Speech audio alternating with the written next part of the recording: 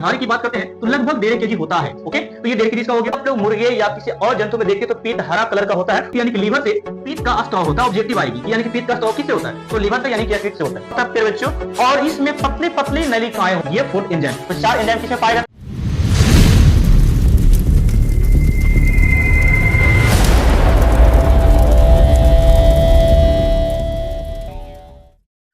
Hello बच्चों, आज हम लोग इस क्लास में क्लास 10 का बायोलॉजी स्टार्ट करने वाले हैं, जिसमें पहले बच्चों हम लोग ये बायोलॉजी का ये पार्ट 5 वीडियो हम लोग करने वाले हैं चैप्टर 1 का। तो फिर बच्चों इसके पहले के पार्ट यानी नहीं देखे हैं, part 1, part 2, part 3 and part 4 नहीं देखे, तो फिर बच्चे जाइए प्लेलिस्ट में, वहां पे मैंने विस्तार पूर्वक इस चैप्टर को डिफाइन करके रखा है। और ये पार्ट 5 अब तभी देखिए जब आप 1, 2, 3, 4 को देख लीजिए बच्चे, एक एक करके आपको सारा चैप्टर समझ में चला आएगा। ओके, यहाँ पे पार्ट 5 में बात करने वाले हैं कुछ इंपोर्टेंट आहार नाल के भाग के बारे में। जैसे कि पहला आपका है यकृत बच्चे। यकृत कहने का मतलब हो गया लीवर। ये आखिर है क्या बच्चे? कहा जाता है कि मनुष्य के आहार नाल से संबंधित जो बड़ी ग्रंथि है वो यही है बच्चे, यकृत। और यकृत की बोल सकते हैं, भार की बात करते हैं तो भार इसका लगभग 1.5 kg होता है यकृत की। तो ओके, मैं यहाँ पे स्टार्ट करता हूँ इस टॉपिक को लेकर। तो यहाँ पे देखिए यकृत यानी कि लीवर, ये आहार नाल की सबसे बड़ी ग्रंथि है बच्चे, और इसकी भार की बात करते हैं तो लगभग 1.5 kg होता है। ओके, तो ये 1.5 kg इसका हो गया। और ये जो है यकृत है, यकृत से फिर बच्चों पीत का स्त्राव होता है। स्त्राव यानी कि बहाव होता है। पीत का स्त्राव कौन करता है? यकृत करता है। एग्जाम्पल आपको यानी कि ऑब्जेक्टिव बिहार बोर्ड एग्जाम में पूछे जाएंगे पर बच्चों। ओके, तो आप लोग याद रखिए भार 1.5 kg और ये पीत का स्त्राव करता है। और फिर बच्चों इसमें छोटी छोटी नली होती है बच्ची, नलिकाएं होती है। इसमें क्या होती है? छोटी छोटी नलिकाएं से जुड़ी होती है, इसमें होती है। ओके, चलेगा। तो ये 4 बातें इसके बारे में लिख सकते हैं।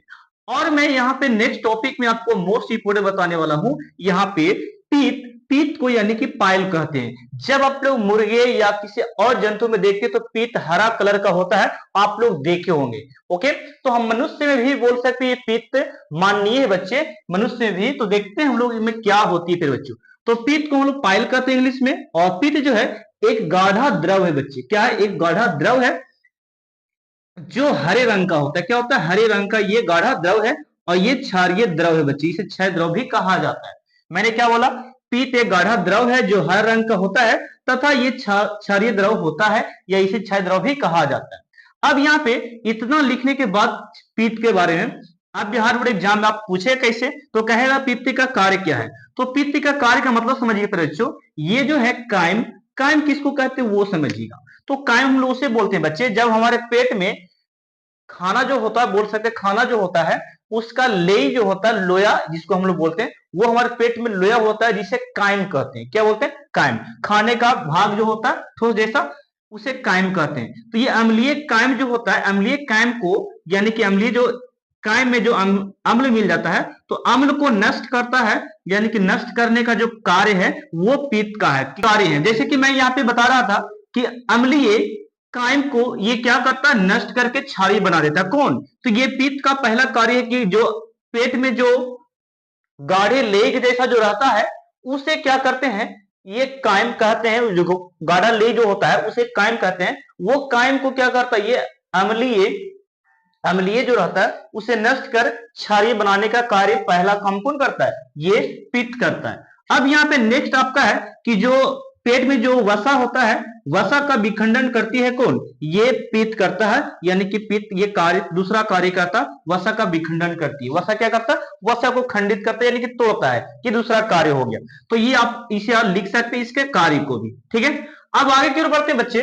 तो यहाँ पे मैंने कुछ अस्त्राव लिख रखा है। ये कुछ अस्त्राव यानी कि बहाव, जैसे कि तो बच्चों यकृत यानी कि लीवर से पित्त का स्त्राव होता है। ऑब्जेक्टिव आएगी कि यानी कि पित्त का स्त्राव किससे होता है? तो लीवर से यानी कि यकृत से होता है।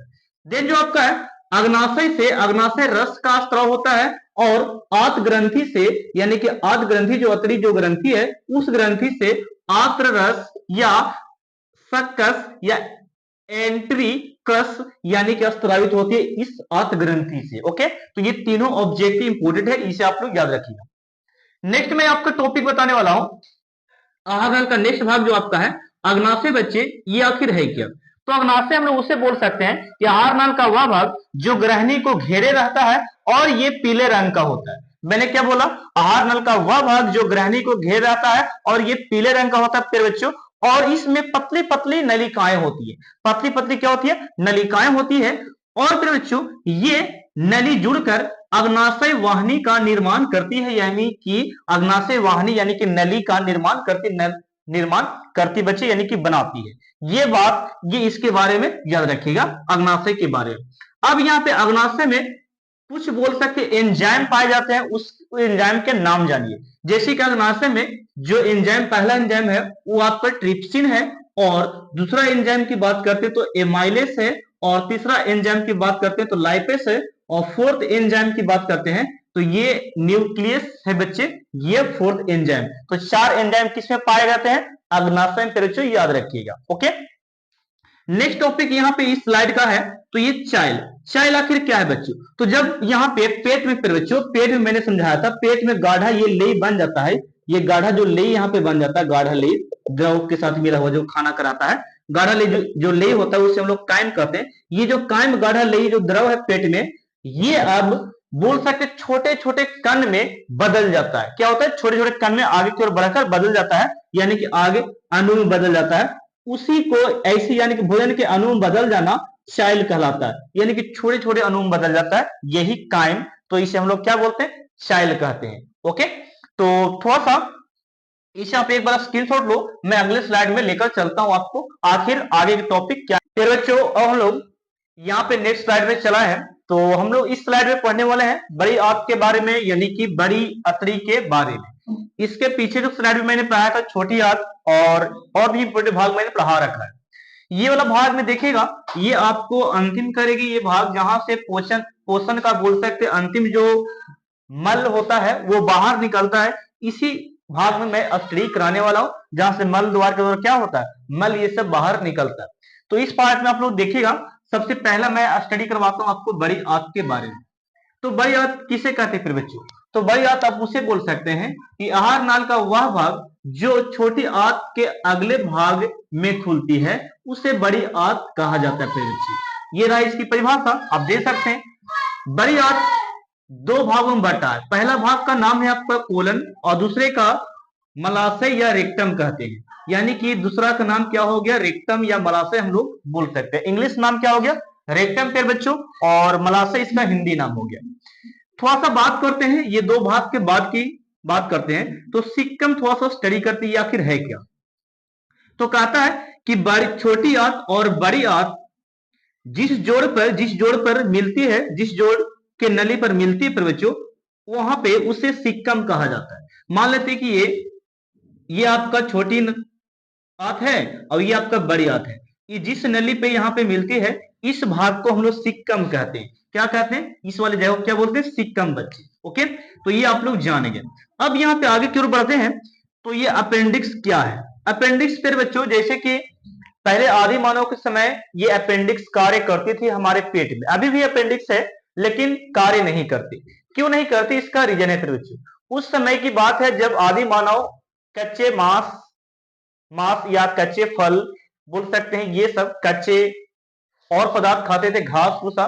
तो ये सब पचाने की क्षमता जो मेन इंपोर्टेंट जाता रोल अदा करता था, वो अपेंडिक्स पचाने का कार्य करता था उसको। ठीक ना, कहा गया अपेंडिक्स उसको क्या करता था? पचाता था। कच्चे मांस ये सब खाते थे, मारकर या बोल सकते कच्चे कोई पदार्थ खाते थे, तो उसको पचाने का जिम्मा जाता था अपेंडिक्स का। तो अपेंडिक्स उस समय कार्य करती है। अब ये सवाल उठता है कि सर अपेंडिक्स अभी भी पेट में है? तो बिल्कुल अपेंडिक्स हमारे पेट में है, लेकिन वह उसका कार्य कुछ नहीं बच्चे, अभी कुछ नहीं है।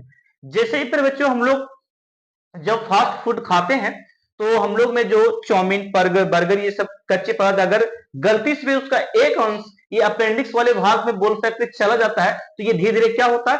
फूलने लगता है फिर बच्चे, और फूलने के कारण पेट में दर्द स्टार्ट होता है, पता चला कि क्या हो गया? अपेंडिक्स हो गया। तो ये सारी क्रियाएं होती है आज के दौर पे अपेंडिक्स होना। ठीक है, हम मनुष्य में तो अपेंडिक्स ये ज्यादा चिंता करने की बात नहीं, अगर ये किसी मनुष्य को हो जाता है तो कोई नुकसान की बात नहीं, उसको काट के हटा दे, कोई दिक्कत होने वाला नहीं है। तो ठीक है, तो ये अपेंडिक्स की बात था। तो अपेंडिक्स है क्या उसे मैं बताता हूं, देखिएगा। अपेंडिक्स कहता है सिक्कम के शीर्ष पर अंगुली जैसी जो रचना होती है, अंगुली से जो रचना यानी कि बनावट होती है उसे अपेंडिक्स कहा जाता है। और इसका सीधा पैर बच्चों बंद होती है, क्योंकि अगर सीधा बंद नहीं होगा सारा पदार्थ इसी में चला जाएगा, जो खाएंगे तो इसमें फिर चला जाएगा, गलती से भी चला गया तो ये क्या होगा, फूलेगा, फूलेगा तो फिर दर्द देगा, बहुत पेन देता है, दर्द देता है। तो वही बोलते हैं कि इसका सिरा जो होता है क्या होता है, बंद होता है। यदि बोल सकते किसी कारणवश ये खुल गया और इसमें चला गया कोई कच्चा पदार्थ या कोई पदार्थ चला गया, तो बोल सकते हैं यहाँ पे ये फैलने लगता है, फूलने लगता है। ओके, तब दर्द होना स्टार्ट हो जाता है। अब यहाँ पे अपेंडिक्स को ही अवशेषी अंग बोला गया। क्यों अवशेषी अंग बोले गए हैं, क्योंकि बच्चों ये हमारे शरीर का एक ऐसा अंग है जो वर्क नहीं कर रही है, यानी कि कार्य नहीं कर रही, इसलिए इसे हम लोग क्या बोल रहे हैं, अवशेषी अंग कहा गया है। जो आदि मानव के समय ये कार्य करता था अपेंडिक्स, ठीक है, अब नहीं करती। अब ये बॉडी का संरचना कुछ अलग बनावट हो गई थे बच्चों, कुछ अलग संरचनाएं हो गई, तो इस तरीका से बोल सकते हैं कि ये अभी कार्य नहीं करती है। कार्य कब करेगी, जब हम फास्ट फूड खाएंगे, वो गलती से फंस गए उसमें जाकर, तब वो फैलने लगेगा, तब वो कार्य करना स्टार्ट कर देगी। तो याद रखिए फास्ट फूड नहीं खाइए, ठीक है। चलिए आगे बढ़ते हैं। बात है थोड़ा सा यहाँ पे, यानी कि बड़ी आंत के जो पहला भाग कोलन है वो खुद प्यारे बच्चों वो 3 भागों में बटा है। यानी कि बड़ी आंत का जो पहला भाग क्या था, कोलन, और कोलन खुद 3 भाग में बटा है। पहले का नाम ऊपरी गामी कोलन, दूसरे का नाम है अनुप्रस्थ कोलन है, और थर्ड का नाम अधोगामी कोलन है प्यारे बच्चों। तो ये 3 तरह के बोल सकते कोलन, किसके, कोलन के भाग है, जो बड़ी आंत का ये हिस्सा है, भाग हो गया, बड़ी आंत का ये हिस्सा हो गया।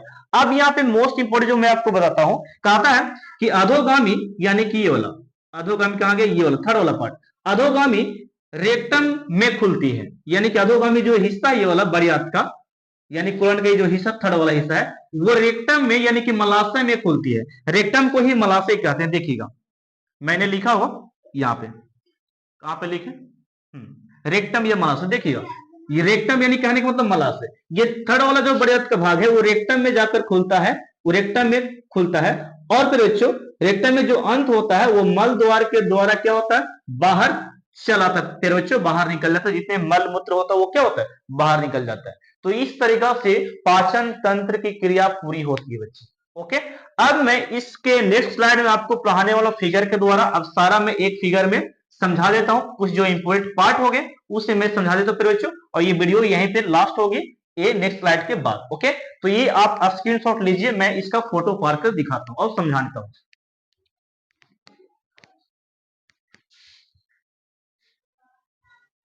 फिर बच्चों अब हम लोग इस वीडियो का लाइव स्लाइड हम लोग देखने वाले हैं ये फिगर के द्वारा।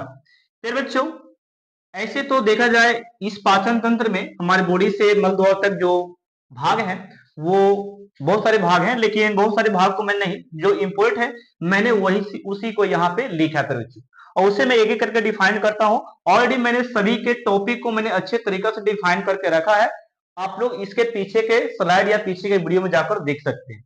तो मैं केवल यहाँ पे भाग के बारे में कुछ बताने वाला हूं, क्या वर्क करती है, कैसे क्या होती है, ये सारी जानकारी मैं देने वाला हूं। और बाकी चित्र आप लोग देख सकते हैं, आपके बुक में बहुत अच्छे तरीके से बनाया हुआ है। तो देखते हैं सबसे पहला जो मल द्वार से यहाँ से बोल सकते हैं, जो मुख गुहा से मल द्वार तक जो फैला है आहार नल, जिसे हम लोग आहार नल कहते हैं, यहीं से स्टार्टिंग हुआ था आपका, ठीक है। और आहार नल में बोल सकते लगभग 10 भाग 10 पार्ट मैंने बता चुके हैं, मैंने बता दिया है, जिससे आप लोग जाकर देख सकते हैं। आहार नाल का पहले भाग की बात करते हैं तो आहार नाल का पहला भाग जो आपका है ये मुख गुहा से ही स्टार्ट होता है, जिसमें क्या होता है, जिसमें 3 रचनाएं होती हैं। जैसे कि ये जीभ हो गया, जीभ में जो यहाँ पे जो क्या होता है, हम लोग बोलते हैं ये जो जीभ में जो छिद्र होते हैं छोटे छोटे, उसे श्वेत ग्रंथि कहते हैं, श्वेत ग्रंथि कहते हैं। और वे श्वेत ग्रंथि द्वारा हम लोग क्या करते हैं, स्वाद को चखने में खट्टा मीठा सारा चखा जाता है इस जीभ के श्वेत ग्रंथि से बच्चे, जो जीभ के ऊपर पाए जाते हैं। जीभ में क्या करता है, जीभ 2 वर्क करता है, एक तो स्वाद हम लोग को चखने में मदद करता है, और दूसरा ये आवाज यानी कि बोलने में मदद करता है। तो 2 बातें, एक तो ये इसके बारे में लिख सकते हैं, बोलने में हमारी मदद करता है, और दूसरी बात ये स्वाद को चखने में हमारी मदद करता है। ये पहला बात इसमें था। दूसरी इसकी रचना की बात करते हो दांत की, तो दांत भी बोल सकते चीरने फाड़ने का काम करता है, भोजन को पीसने का कुचलने काम करता है, वो दांत से हो गया। दांत के कई प्रकार मैंने स्टडी करवाया, इंसाइजर, प्रीमोलर, मोलर, केनाइन, ये सारा मैंने पढ़ा रखा बच्चे। ओके, अब यहाँ पे देखिएगा लार ग्रंथि। लार ग्रंथि जब ये बोल सकते हैं कि जब दांत से भोजन को पीसा जाता है, कुचला जाता है, काटा जाता है, तब जीव उसको क्या करेगा, मिलाने का कार्य करेगा। मिलाएगा कब, जब लार ग्रंथि से तीन जोड़ी बोल सकते लार ग्रंथि से लार निकलना आरंभ होती है। जैसे जैसे ये मुख में बोल सकते भोजन को चबाया जाता है, उसी के अकॉर्डिंग यहां से लार गिरना अब स्टार्ट होता है। 3 तरह के लार गिरते हैं। अब ये सानने का कार्य कौन करेगा, तो ये जीव करेगा। ये सना हुआ भोजन क्या करता है, ये आगे की ओर जहां पे बढ़ता है उसे हम लोग बोलते हैं प्यारे बच्चे, इसे ग्रसनी कहा जाता है। क्या बोलते हैं इसको, ग्रसनी इसको कहा जाता है बच्चे। और ग्रसनी में देखते हैं तो ग्रसनी में ये जो सी के आकार का ये वाला है, इसे ट्रैकिया कहा जाता है। क्या बोलते हैं, सी के आकार का जो ग्रसनी में जो भाग होता है उसे ट्रैकिया कहते हैं। अब ये ग्रसनी में दो छिद्र होते हैं। कितने छिद्र, दो छिद्र। पहले छिद्र का नाम है कंठ द्वार, दूसरे छिद्र का नाम क्या है, निगल द्वार बच्चे। तो निगल द्वार आप लोग बोल सकते हैं, निगल द्वार जो ये भोजन को निगलने का कार्य करता है, जिसे निगल द्वार कहते हैं। भोजन क्या कर निगले का। कंठ द्वार जहां से हम लोग आवाज उत्पन्न करते हैं, निकालते हैं, उसे कंठ द्वार कहते हैं। इसी में बोल सकते हैं, इससे हम लोग आवाज को लैरिंग्स, इसी में कंठ में बैठा रहता है, इसी कंठ में बोल सकते हैं कि लैरिंग्स बैठा रहता है। अब इसी के द्वारा कंठ द्वारा हम लैरिंग्स से क्या करते हैं, आवाज को निकालते हैं। ओके, तो ये इसका कार्य था, इसका कार्य अलग था। अब यहाँ पे फिर बच्चे ये कंठ द्वार में एक बोल सकते पट्टी रचना होती है। देखिए इस तरीका का, यहाँ पे ये द्वार जो है ना, यहाँ पे पट्टी जैसी रचना इस प्रकार होती है। इस रचना को हम लोग बोलते हैं एपिग्लोटिक्स। क्या बोलते हैं, एपिग्लोटिक्स, इस रचना को बोलते हैं। यदि पर बच्चे गलती से ये भोजन का जो ये भाग या भोजन जो आ रहा है, गलती से एक अंश यहाँ पे चला गया तो हिचकी आना स्टार्ट हो जाता है। ओके, तो ये एपिग्लोटिक्स का काम होता है, जो अप डाउन ऐसे करते रहता है, ठीक ना। ओके, चलिए ये बात आप लोग समझिएगा। तो ये एपिग्लोटिक्स क्या करता है, एक कंठ द्वार को ढक कर रखता है, ये पट्टीदार रचना होती है। अब यहाँ पे भोजन ये सना हुआ जब यहाँ पे कंठ द्वार में आती है, तो यहाँ पे फिर बच्चों ये इस प्रकार इसमें ग्रसनी से यहाँ पे इस छिद्र के द्वारा ग्रास नली में प्रवेश करती है। ये भोजन कहां पे चले थे, ग्रास नली। और ग्रास नली में एक तरह से ऐठन स्टार्ट होती है, कभी फैलता है, कभी सिकुड़ता है, कभी फैलता है, कभी सिकुड़ता है ग्रास नली में। और ग्रास नली में फैलने और सिकुड़ने की घटना को कर्मा कुंचन कहते हैं।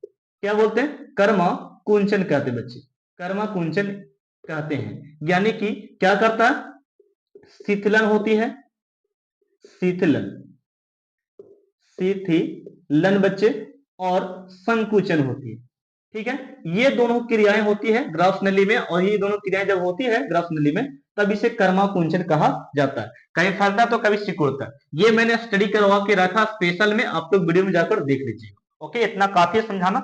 अब यहाँ पे देखिए, यहां से भोजन क्या करेगा, आगे की ओर इस प्रकार बढ़ रहा है। अब ये जहां पे प्रवेश करेगा वो हमारा, देखो यहाँ पे ये हमारा अमाशय बच्चे। अमाशय कहने का मतलब क्या, ये अस्टोमेच हो गया। क्या हो गया, अस्टोमेच बच्चे। ये अस्टोमेच हमारा पेट है। अब इसमें एचसीएल नाम का क्या करेगा, एचसीएल नाम का बोल सकते हैं ये पदार्थ यहाँ पे जब चला आएगा, भोजन जब यहाँ पे चला आएगा, तो इसमें जो इसके दीवार में ये जो दीवार है, कोशिका की दीवार जो है, एपिथेलियम का ये अस्तर है बच्चे, ये एपिथेलियम का अस्तर है ये वाला।